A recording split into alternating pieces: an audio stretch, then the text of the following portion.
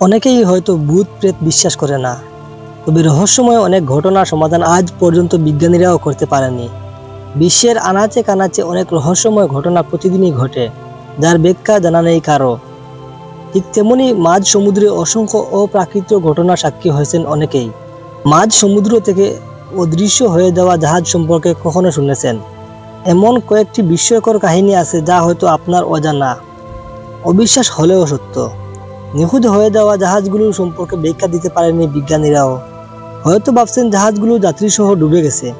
তেমনটিও ঘটেনি, কারণ জাহাজগুলো যদি ডুবে যেত তাহলে কেউ না কেউ অন্তত বেঁচে যেত, অথবা আশপাশের জাহাজগুলো তা জানতে পারত। তেমনই কিছু জানা যায়নি রহস্যময় এসব জাহাজ সম্পর্কে। অথচ এসব জাহাজকে প্রায় মাঝ সমুদ্রে দেখতে পাওয়া যায়। জাহাজগুলো ভেসে বেড়াচ্ছে যাত্রী নিয়ে, এজন্য অনেক নাবিকই জাহাজগুলোকে ভুতুড়ে বলে দাবি করেছেন। তেমনই কয়েকটি জাহাজ সম্পর্কে আজকের ভিডিওতে জানবো।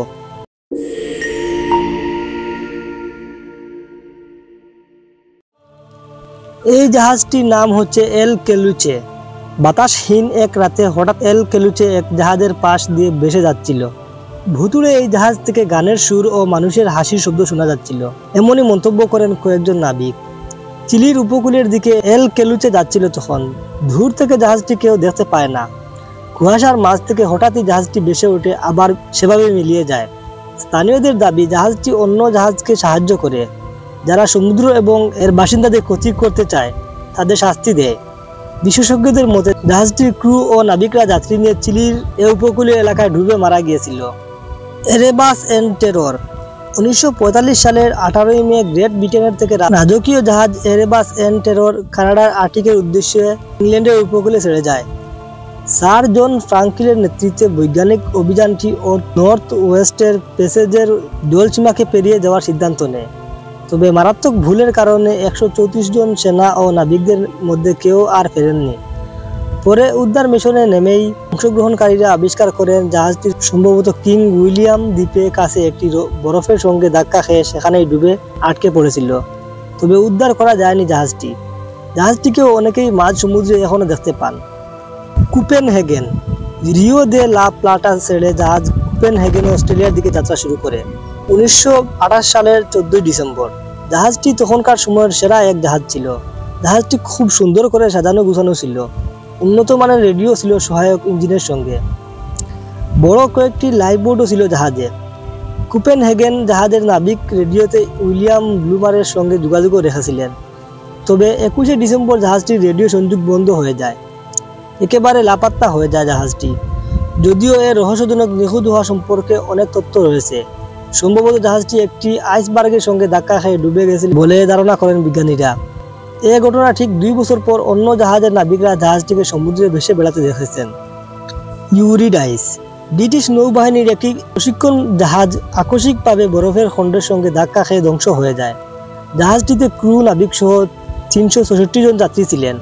এ দুর্ঘটনায় 364 জন যাত্রী মারা যান, বেঁচে ফেলেন মাত্র 2 জন।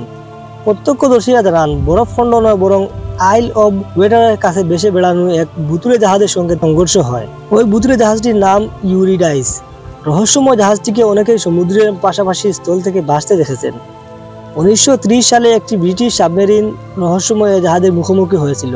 এমনকি 1998 সালে একটি ডকুমেন্টারি ফিল্ম শুটিংরত যাত্রীরা তাদের নিজের চোখে জাহাজটিকে সমুদ্রে দেখেন। Mary Celeste. 1872 সালের 4 ডিসেম্বর একটি ব্রিটিশ ব্রিগেন্টাইন দল আজুরেসের কাছাকাছি আবিষ্কার করে মেরি সেলেস্ট জাহাজকে, যেখানে কোনো ক্রু ছিল না, এমনকি যাত্রীরাও না। একাই জাহাজটি ভেসে চলছিল, এমনটি জানায় ওই ব্রিগেন্টাইন দল। জানা যায় মেরি সেলেস্টের জাহাজটি সর্বশেষ যেদিন সমুদ্রে যাত্রা শুরু করে সেদিন তাতে 10 জন যাত্রী ছিল। তাদের সন্ধান পরবর্তীতে আর মেলেনি। তবে জাহাজটি সত্যিই সমুদ্রে ভেসেছিল, কিন্তু এতে একটি লাইফবোট নিখোঁজ ছিল। জাহাজে থাকা খাবার সহ অ্যালকোহল কিছুই পাওয়া যায়নি পরবর্তীতে। তবে এর যাত্রীরা বা ক্রুরা কোথায় আছে জানা যায়নি আজও।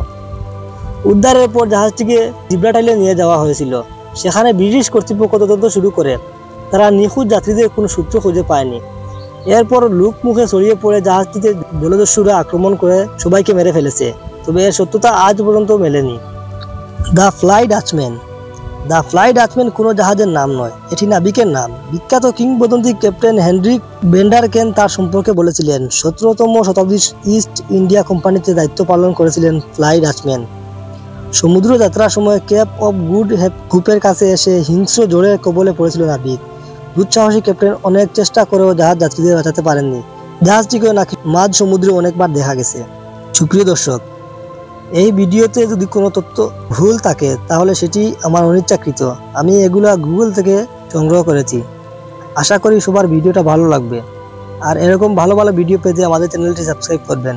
সবাইকে অনেক ধন্যবাদ। খোদা হাফেজ।